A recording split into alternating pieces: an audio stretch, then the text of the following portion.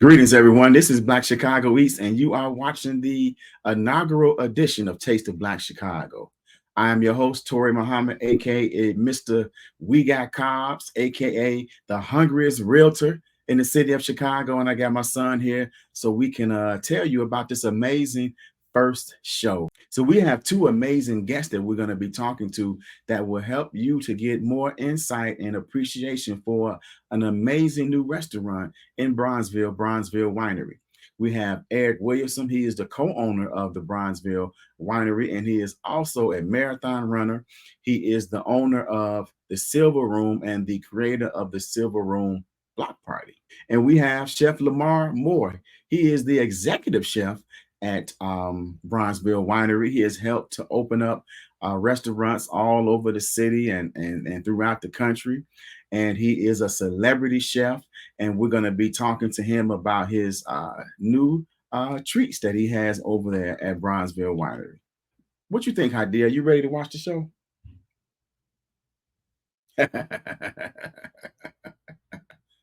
Check it out. All right, so let's take the theme, running a marathon, right? The endurance, the intention, the training that goes into it. Talk about what moved you to start it and complete it.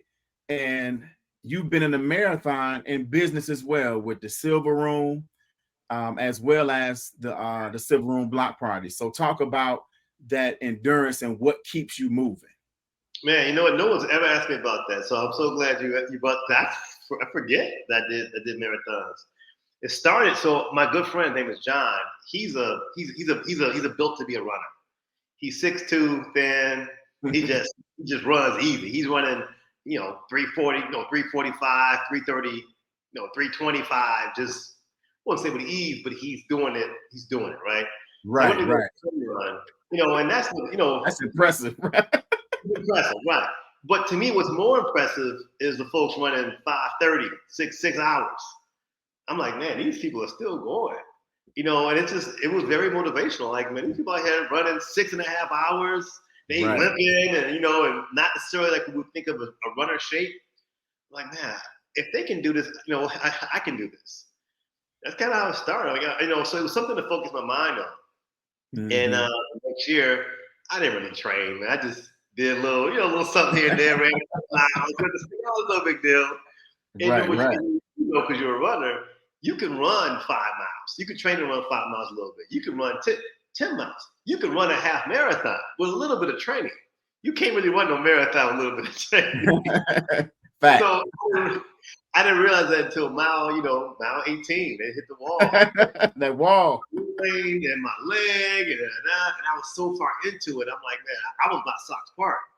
I'm like, I ain't gonna stop. So I literally limped from Sox Park to the end, which is 5-6 miles.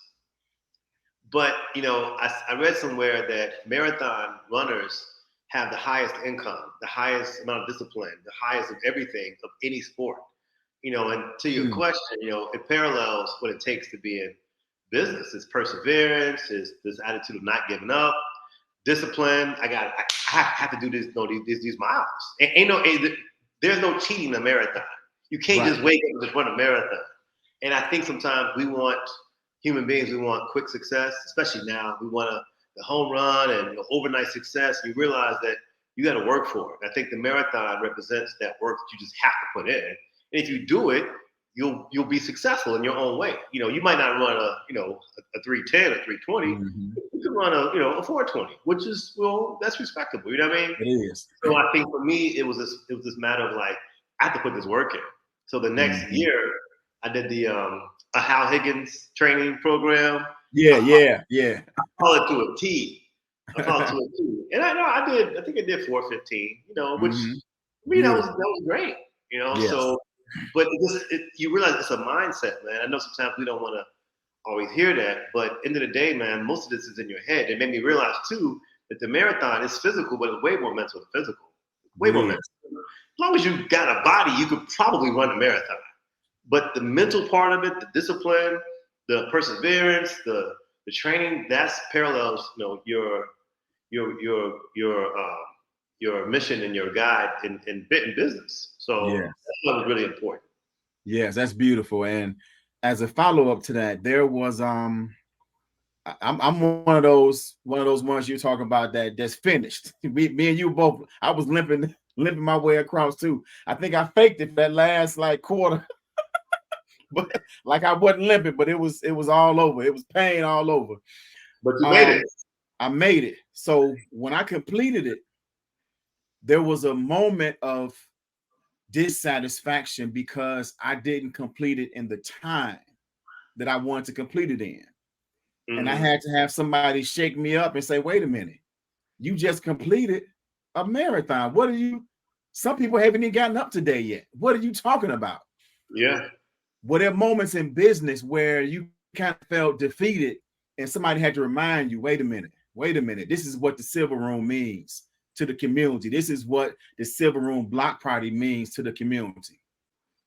For sure. I mean, I would say, last year, to be honest with you, was after the last block party, I just lost a ton of money. And, it was deflating because it wasn't no small amount of money that I lost. You put this thing together, and initially it wasn't never about the money. It was about me just doing a little street party, no big deal. But as it gets bigger, it becomes, financial. Now you got to think about not just the programming side of it, which to me that's easy. I can program. I can make a party happen. But funding was a whole different story. And so last year, man, it was a big hit. I was like, man, this is tough, man. So it took me months to kind of come back to get myself together to remember like what's the essence of this event. And I kind of got back to that. I think this year, for those who came last year, came this year, you felt something different.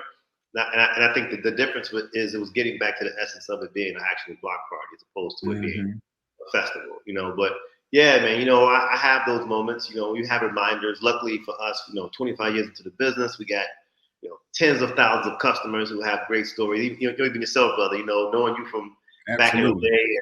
Coming over there on Milwaukee Avenue back in the day. Exactly. So for me, when you're hearing stories and meeting people again from 20 years ago, that's what kind of keeps me going, knowing that this journey played an important role in people's lives. I mean, here all the time. Oh man, my first time doing X, Y, and Z. I be forgetting half the stuff. Oh man, you gave me a chance doing this. Like something I don't even think about. Because I always try to say yes to everybody. Oh man, oh man, I had a small little newspaper and I couldn't even spell. Now I'm the at the New York Times. You know what I'm saying? So those kind of stories make you know that it's worth it. Yeah, absolutely, man. So this is just one little just anecdote about that marathon. I just want to just highlight. I think I've told you this before, but I want to say it again publicly. You were wise enough to put your name on your shirt, so people were cheering you on, saying Eric. And I didn't know that I couldn't. I'm running. I was next to you, right? And I think I found you because wasn't too many brothers our skin complexion and no hair. So I said, man, let me run alongside this brother for a minute. And there were moments when I was wanting to give up, but the excitement of people calling your name, I imagined I was you. I was Eric. And I used that energy and love that you were getting. Let me be very clear, man. That was not an original idea. I saw other people doing it. And so, that was wise. But to your point, man, it actually works.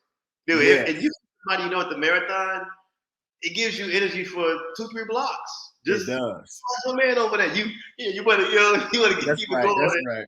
It keeps you going for sure, man. I said, look, don't come in the first 5 miles. Don't come in the first 8 miles. I don't need you. No, that's easy. That's easy.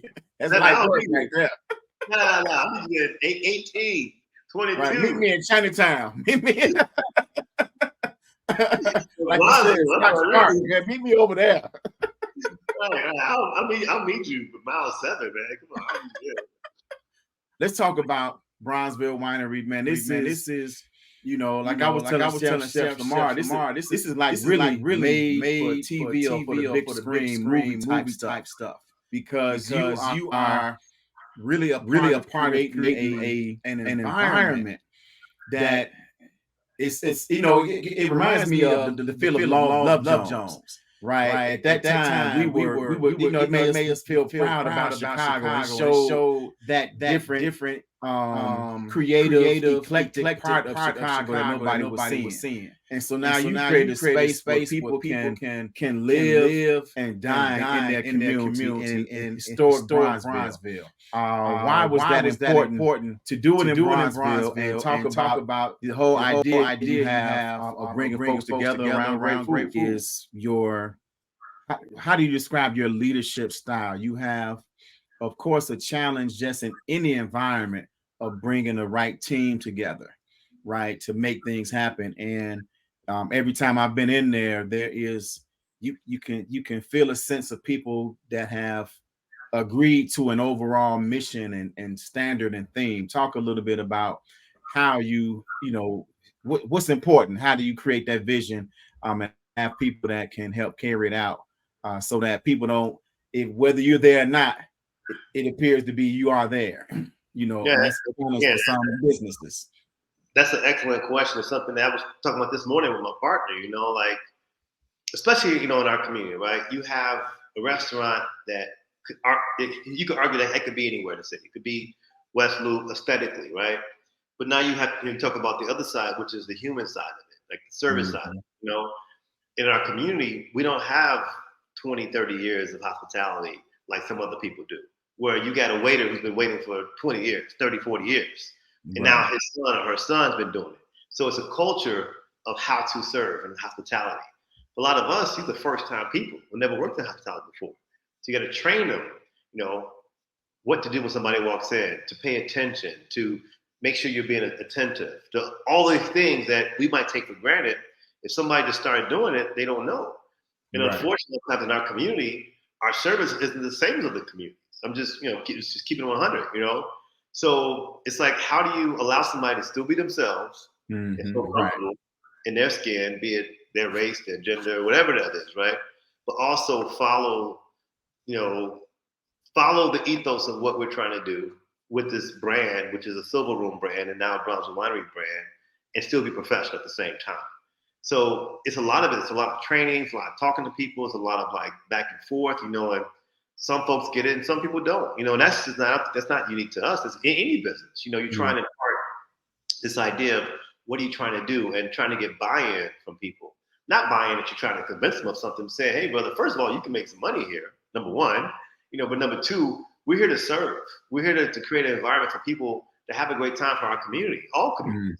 And you're a big piece of this. So I can have a beautiful space and have great food and have great wine, but if you ain't doing your job and you like what you want, you know what I'm saying? And that's going on your life. So you're a part of this. So, and for a lot of the younger generation, it's not as common or not as natural for them to even understand it. I mean, I was trained by my father who had a place called Manning's Blue Room, out in Robbins. I'm from Robbins, Illinois.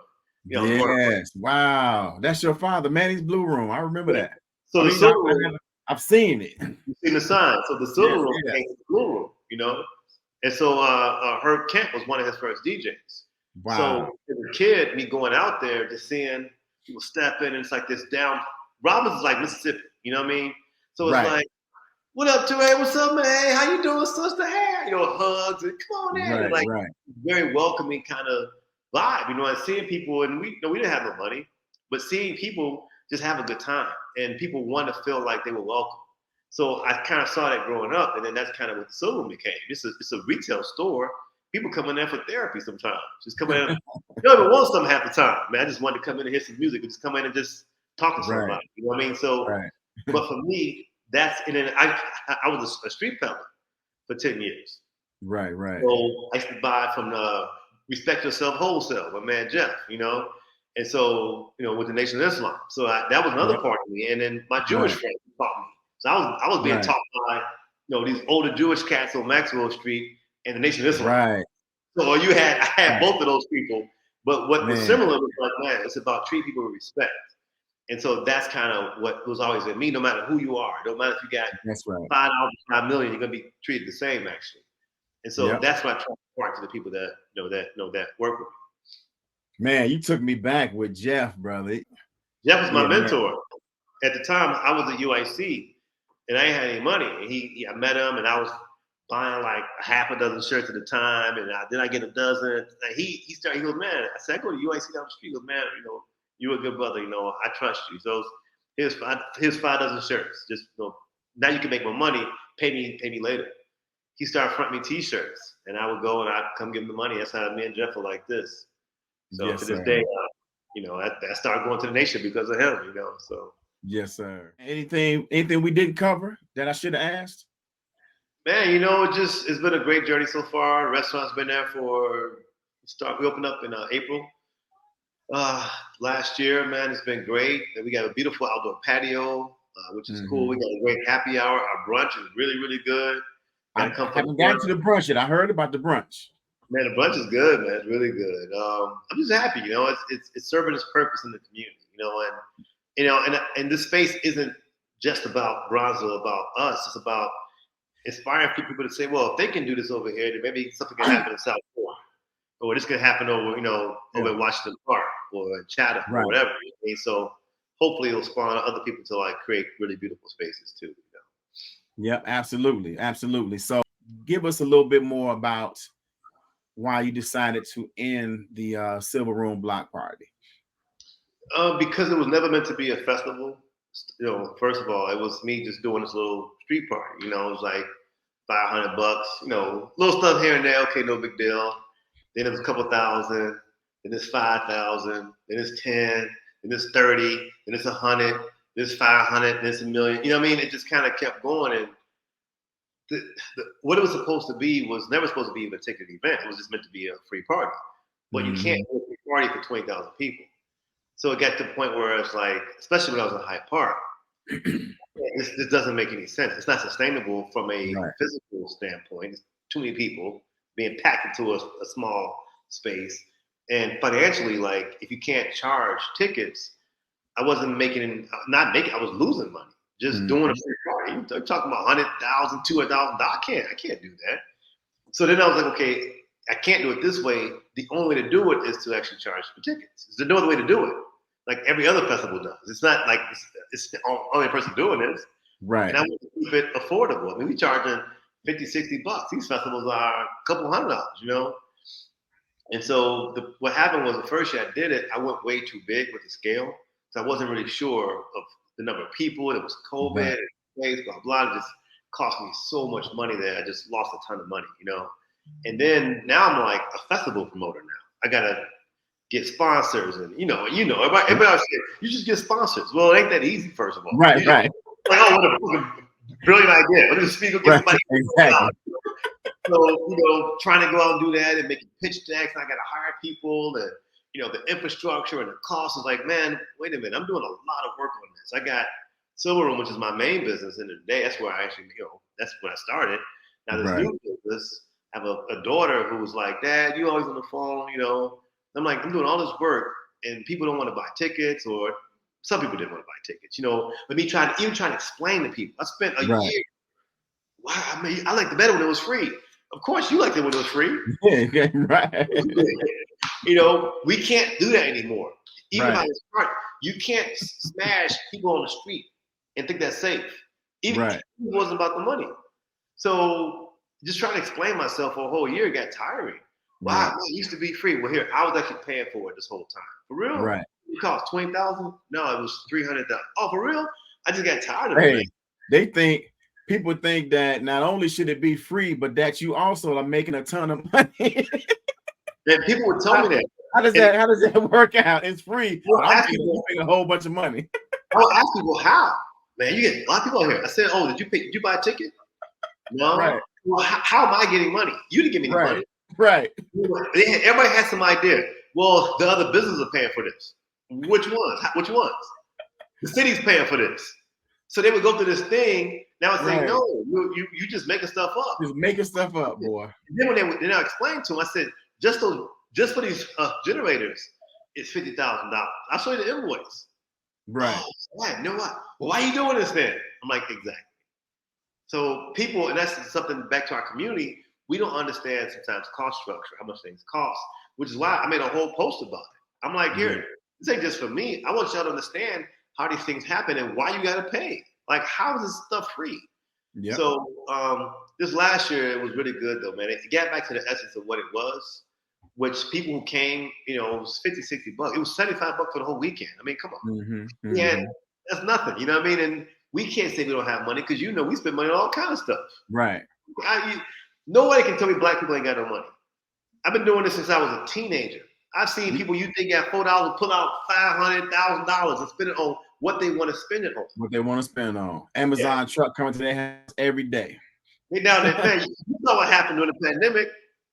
Gucci, Prada, lined up. Who was in those lines? Right, us. So don't tell me you ain't got 50, 75. I refuse to believe that. Right. There's some people, of course, who don't have the money. But the vast majority of people who are our peers, they had the money. Yep. Ask somebody for a free ticket. They want to be hooked up with free tickets. Their husband makes $635,000 a year, but they ask for free tickets. So we have to understand, if we want these things in our community, we got to pay for them. So that's why I'm like, you know what? I'll just stop it. I don't have to do this. I'm good. I got I'm good. It's not for me necessarily. So, you know, I just stopped it. So, I mean, you know, who knows, man? You know, maybe, who knows? But right now, I just like, you take a break from this. Right. And focus on other stuff, you know. So. That's right.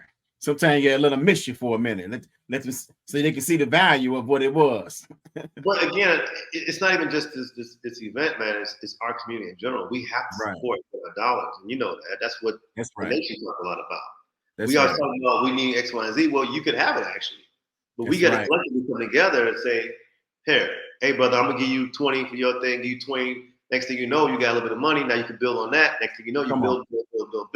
But you can't. Everything can't just be free. That's not how it works.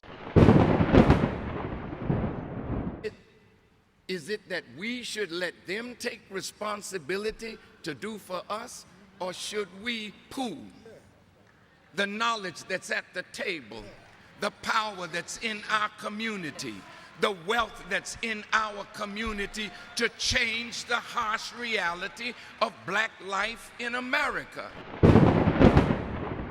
But then we go to other people and get them money, no questions asked. No question asked. You ain't asked hook up. You ain't asked Pitchfork for no free. You ain't paid, you know. So that's right. Yeah, there's lessons to be learned. Yep, man. We appreciate you for being in the space that you in and helping to, you know, help move the culture further. You know, with fashion, with music, with food. You know, you hitting the trifecta. Those are all the things that is a part of our culture and our environment. Well, and it's very intentional, man, because again, we're the ones that have been the creators of all this stuff. You look at any fashion, any trends and culture, black people start. That's right. We be the ones that are the purveyors of it, the ones that actually the benefactors of it. That's right. So that's right. It's pretty simple, you know.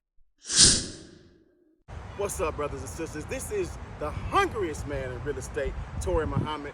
And I'm telling you, man, if you're trying to buy, sell, or invest in real estate in Chicago, I'm here to help you. All you gotta do is give me the sign. And I'll be right there. We got cops! Looking for a date night in Chicago, in Bronzeville? The Bronzeville Winery is the place to enjoy yourself and to support an amazing Black-owned business right there in the heart of Bronzeville. You know what this is. We got cops! I wanted to start off with a question I think that kind of speaks to the underlying theme I hear in almost every interview I hear or I read about you, right? So growing up on the South Side 10, 15 years ago, it was really a Black restaurant food desert, right? You know, you had mainly fast food and takeout, and you had a few soul food restaurants that were kind of holding on from, you know, generation before, right? And so when you were growing up on the South Side, you didn't see a lot of Black chefs in the space that you're in now. on the South Side. So tell me a little bit about what that means to you to be the change that now others can see you in that space and aspire to, and of course do more than, I'm not knocking the takeout, but doing more than just the takeout fried food spots, but doing the type of cuisine that you're doing. Well, first, I say that I'm pretty blessed and honored to do it. I think that it's important for the culture to do it. I mean, to your point, I grew up, not seeing what black chefs look like. We knew they were there, but we didn't know where they were. And I don't think, from the media standpoint, it was a conversation that was really talked about. Um, I think, I spent a lot of time in California trying to define what I felt like, food was for me. Like you're saying, getting out of that food desert. I just graduated from culinary school and trying to figure out, what that meant. And then coming back to Chicago, I started to then see some more of us. And we literally gravitated around each other very, very quickly. I mean, to the point where we know each other very well, and we're always, if we're not in each other's spaces, we, find some calming of ourselves, to motivate our teams and our staff, even, crossing over some of our staff in spaces. Mm-hmm. I'd say, more important, the last 2 years, this is the second, concept that I've been involved in where, black ownership and, the staff is predominantly, black too, where I'm honored to share, my culinary and restaurant knowledge and work with such a great team and be able to work beside, Cecilia and Eric and, what Bronzeville Winery means to them and definitely what it means to me now as I get more entrenched in what we do culinarily. I mean, I've been here, a little bit over 4 months, but I'm also a Bronzeville native too, so it makes it a little bit, Mm-hmm. more at home. And I tell people, it reminds me when I lived in California because I worked in the restaurants that I lived in a neighborhood, and I worked for some concepts here in Chicago where, they built, their concepts on the neighborhood. And I think that not only does, Bronzeville need something like what we're doing here, I think a lot of our neighborhood needs something like what we're doing here. And it's be able to create those relationships, a lot of our staff, too. Um, and to your point, being able, I feel like, and I'm sure Cecilia and Eric would agree, we obviously you can go to River North and you can go up north and eat, right? And so we want people that, want those same experiences and to be able to sit down and do the same things here. When I think conceptually over the menu, those are things that I have grown to know working in River North and then, like I said, living in California and other states. Right. Why can't we have that same opportunity here? And last but not least, I don't want people to say, "Oh, well, they didn't do it because they're a black-owned restaurant." No, put us on the same pedestal you would do if you go to any other restaurant.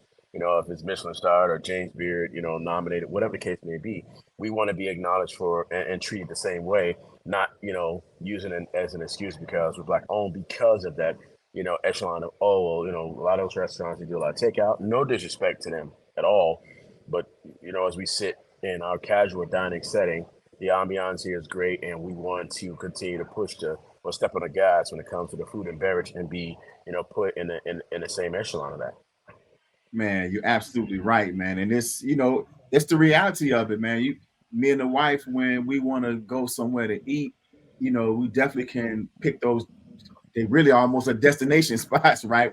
Coming from the Mhm. South Side to go to another location. Um, but you miss some of those opportunities to build relationships within your community, right? The people that you end up in conversations with when you in a comfortable sit down restaurant environment, it fosters community. Mhm. So what you all are doing at Bronzeville Winery is absolutely beautiful. Um, you talked about your travels, so one thing that was interesting to me in your background growing up in Bronzeville, that's what we call it now, but back in the day we called it the low end, right? Growing up in the low end, right? But you went up north for high school. Did that help shape some of your worldview at an early age? Because Chicago is, it's like three cities in one. Well, so the back I actually grew. So I started on the west side of Chicago when I was a kid, and Okay. we moved south. And I actually grew up in Beverly, but I've been a Bronzeville native now, back and forth, a few years because I've moved around, quite a bit. But I would say yes and no. My mom, she wanted my older brother and I to grow and experience seeing something outside of us, to be Mm-hmm. more, cultural. It has some influence because, when I moved to California, I really saw things very, very different. We still obviously carry our culture for what it was, but I'll tell you, transparently, it shaped a lot of what I do, but it also stifled a lot of what I did culinarily. And here's why. I grew up working in very corporate, restaurants. So from a creativity standpoint, I never was really allowed to make my food. We had some say so over the menu, but everything was like very, very corporate. And like, for example, if I took over a space, 70% of the menu was corporate, and then 30% was what you wanted to make. But from that point of view, and I'm sure a lot of black chefs will tell you, we were very nervous about what our food looked like. Where as I got older in my career and then coming back to Chicago, is being able to then expand on that, but be more well rounded. I spent a lot of years working in seafood houses, and I come here to the winery, and hell, we sell more seafood than I did working in a seafood house. So people ask, when I've changed the menu, I haven't fully changed it, but we made some few upgrades. I made some additions to the menu. But I'm very comfortable with being able to produce really good food that we enjoy and that most people enjoy too, but taking some of those experiences. So like right now, we put salmon on the menu recently. It's a lot of what I knew in California. It's got a lot of vegetables, vegetable forward. Cecilia and Eric that's one of their biggest things we talk about. The menu is doing things a little more healthy, but also having vegetable options. And we sell the heck out of the salmon. We always had. But my experience, so I changed our salmon. Our salmon comes from Vancouver, comes in super fresh. And so when you talk about, the component of working in a black owned and operated restaurant, I bring in whole fish, and I taught my chef how to break down fish and my team. And so those are experiences that I learned 15, 20 years ago living in California, right up the coast, where you're getting fresh seafood. Right. So that helps, that helps from the guest point of view to understand, why we're selling it, why we're doing it. And then it's a teachable moment for my team to be able to say, hey, I got taught how to break down whole fish. When I worked in a seafood house, everything we brought in was fresh. So those things are important to me. So those, working in certain environments and working, in different cities and states, I'm able to kind of combine all those experiences and bring it here to the winery. Man, that's beautiful. And look, as somebody who does eat most days, right, and who loves food, but I'm not a chef in any regard. I can make a pound cake every now and then. It tastes pretty good. But you describe what you bring to Bronzeville Winery, and your style is eclectic and simple. Now, just based on my intellectual understanding of those two words, I'm confused. Can you expound on that a little bit? Yeah, you know, I pride on simple food done well. I think that, I'm not an overcomplicated person by nature. I think Mhm, that people appreciate simplicity, but, high level stuff. You know what I mean? So, mhm, like, I put a steak on the menu. I know that people that really like steak, they enjoy it. It's a dry aged steak. It's kind of what my background is known for. But who doesn't like collard greens and who doesn't like chimichurri? So I blend together and make collard green chimichurri. You don't mm, get any simpler than that. People mhm. recognize collard greens, people recognize chimichurri. Now I get some thinking like, why would we put that together? But it's taking experiences that I had with things that I grew up on, that Mhm. I love. We're in the process of, having, a farm grow vegetables for us, and collard greens is one of those things. I'm entertaining making collard green kimchi. Why not? It's being able to Mm, expand on, what we know, what we grew up on, but then putting it to a higher level. That's where the eclectic comes in. mhm, When we sear salmon, I grew up in a house where we use a lot of butter. I'm classically trained in French. So, we cook our salmon and we melt a little bit of butter in there just to add a little bit extra fat in there. And it makes it unctuous and delicious. Who wants a dry piece of salmon? I definitely don't. right, And right. so it's being able to add those eclectic techniques in there. Um, I grew up hating beets because if I saw diced beets, I assumed they were out of a can. Most of our Right, people don't eat beets, and beets are healthy. So we right. just changed our beets now. I do a cold smoke beets, and they're not diced. They're actually organic beets that we cold smoke. And we add a goat cheese mousse in there, some fresh herbs, some toasted nuts in there, mandarin oranges. So it's a twist on something that we grew up hating. And the whole goal sometimes, to be honest with you, is to get people to eat stuff that they think they couldn't eat when we were kids because our parents made it, shoved it down our throat, and we had it, and it's horrible, and it's kind of stuck in our echelon for a long time. So Right. that's the way the eclectic piece comes into play. 'Cause it's like, why you cold smoke it? It's something different. Why not? Right. Beautiful. Beautiful. Okay, I got it. I got it now. All right. So on July 7th, let me see. I'm gonna make sure I get the quote right. You made a post on your Facebook. Said, become the greatest your bloodline has ever seen, then pass it down. As an executive chef, celebrity chef, and now, you know, in the space of teaching the next generation of chefs. What is that statement? Did that statement resonate with you? Um, when I walk into this space every day, I'm not here for me. I feel like, and I've been in this industry 23 years, and one of the things that we probably don't aspire for as much as understanding what legacy means. And legacy is having people behind you to carry the torch of what you grew on. And when I look here, I look at the staff, I look at the team here, I look at this space, and it's being able to create a space of new creators outside of myself. Mhm. I understand what that looks like. Don't get me wrong. There are things, that I attribute that I enjoy doing, I like doing, and want to aspire to do. But you do that best when you have people surrounded by you that are looking for, that sense of success. My chef was just here. We talk about that. The chef here, his name is Dundee. He's been here since the beginning. Mhm. And he was just here not too long ago, and we were having a conversation on what that looked like for growth and trying to find time where I can spend time. And I told him, let's take a Tuesday, where it's a couple hours out of the day, really look at what financials look like. And I want to touch on that real quick because Mhm. I tell people all the time, they say, "Oh my God, you can make the best food," and I say, if you're not making money, you can make the best food at home. you know and so a lot of times chefs have gotten into the space where we make such great food but we're not financially stable enough to really create the food the right way and Right. be price comparable on the menu. So that means a lot to me to teach a staff the what and the why, because as growing up a lot of our people didn't know what the what and the why is. We still don't know now. And so Right. when I talk about creating that legacy and what that looks like, it's I'm as I get older being able to step out and know that my team can shine in spaces where I'm absent and to really step up when I'm there because they're proud of what they put out every single day. Hmm. Beautiful. Um, you made me think about the movie, The Trap with Ti. He was trying to put the business back Hey, in order. hey, for sure, man. Hey, absolutely. Yeah. All right. So I'm gonna say one word, and you just tell me, expound on what this word means to you and how you use it in your journey. Gratitude. Giving thanks to everybody that's around you all the time. Hmm.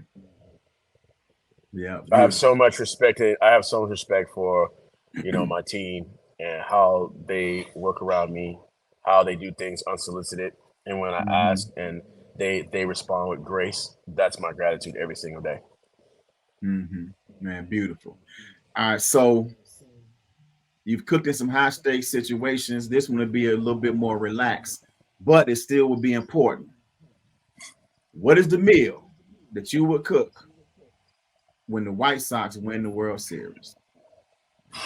Man, one, let's hope they win the World Series. I mean, right now they are trending horrible. Yes. Hell, if they win, they get. Forward thinking. You're right. Oh, they getting whole fish and tomahawks because my goodness, because that's gonna be a heck of a celebration, and we gonna pop a lot of bourbon and whiskey with them, because and some cigars. Yeah, yeah. Oh yeah, they getting steaks in the house, bro. Yes, For real. sir. Yes, sir. Beautiful. All right. So I got maybe two more questions. Sure. Um, this is, I mentioned the movie, The Trap. Uh, there is some, there's some made for TV or made for movie theme, right? And you coming full circle from Beverly to Bronzeville, um, and your whole experience, right? Most time people they get a level of celebrityism or success and they stay gone. And now you're living and working in a historic, beautiful space that's actually changing for some tremendous ways. So talk a little bit about what that means to you and who would play you in the movie. Man, that's a tough. I don't know. I don't know who would play me in the movie, but I'll say, as far as the experience and what that looks like in a movie, I think that it's like a combination like Boys in the Hood too. It's like, you build a sense of success, but then you do understand like the people that you were always surrounded by were the people that always hold you down and have your back. Mm-hmm. And so, and it's no disrespect to, team members that I work in the past. A lot of places where I work, their ego is so high and trying to work with them and teach them. And I'm here, and everybody just is so, they have knowledge of what they want to do, and they're willing to soak up more knowledge to be better at what they are.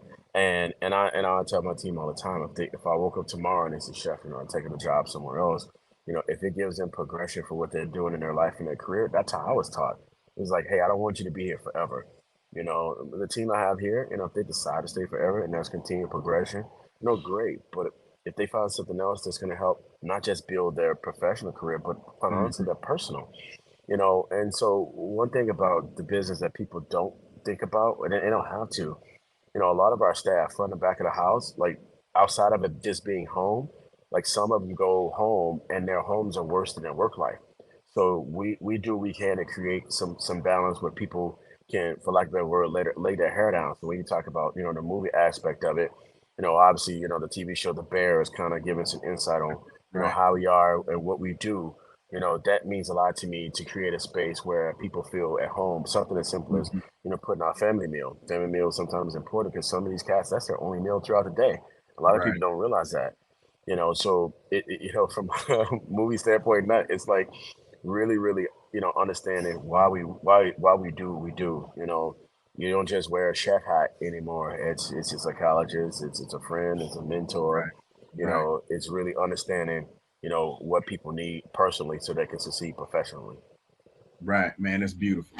All right, last question. It's movie night at home. You got your family over. Tell you. What's the meal that you're gonna cook, and what's the movie you're gonna watch?